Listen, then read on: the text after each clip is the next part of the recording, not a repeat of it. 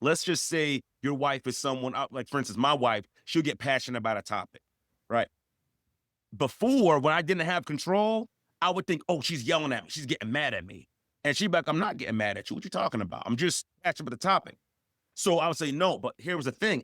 I wasn't controlling myself. I wasn't controlling, my nervous system, right? So once I started doing that breath work, I started actually being able to stop and think, like, okay, well, oh, she's not yelling at me. Oh, then why am I getting triggered for? Right. So even if I Mm, don't know my triggers, if I can control my system, control myself, I can now know how to operate and navigate a conversation, a situation, right? So one of the first things you want to do is do that breath work, right?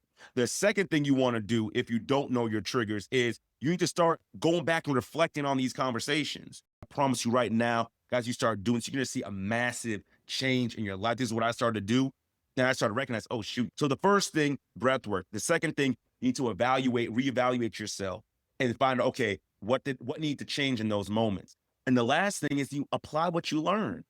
Like the definition of insanity, doing the same thing, expecting a different result. And how many of us have been on that same hamster wheel over and over again? And Gordon, weren't we just talking about how a lot of us as men will leave the home and go to work and spend all this time at work because we don't want to be at home dealing with the mess? But then that just makes more of the mess, which makes us want to be away more. So we keep doing the same thing, expecting a different result. Like maybe one day she'll get it, boy, and she doesn't does, work. and then you end up, your relationship goes down the toilet, right? So you got to apply what you learn. If you know, okay, when it gets to this point and she starts raising her voice and I already set my boundary, I need to leave. Yeah, I need to walk away, you know? especially for like CEOs, managers, I've seen this a lot, even for some of the men we work with and stuff like that.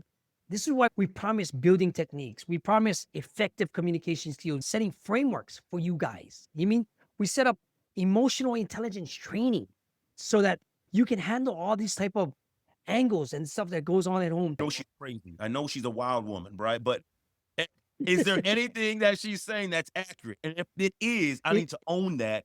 And here's the key part. Let her know, hey, I was thinking about what you said.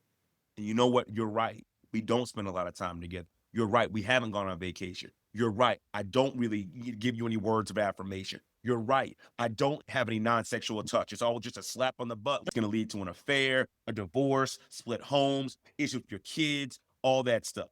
And why? Just because we don't want to ask ourselves some questions like, dang, is some truth to what the she's que- saying? I get better. Am I good at communication? Do I stay out late? Do I need to do this better? Because here's the thing.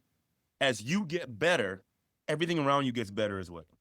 That's it falls in critical. place. Everything falls in place.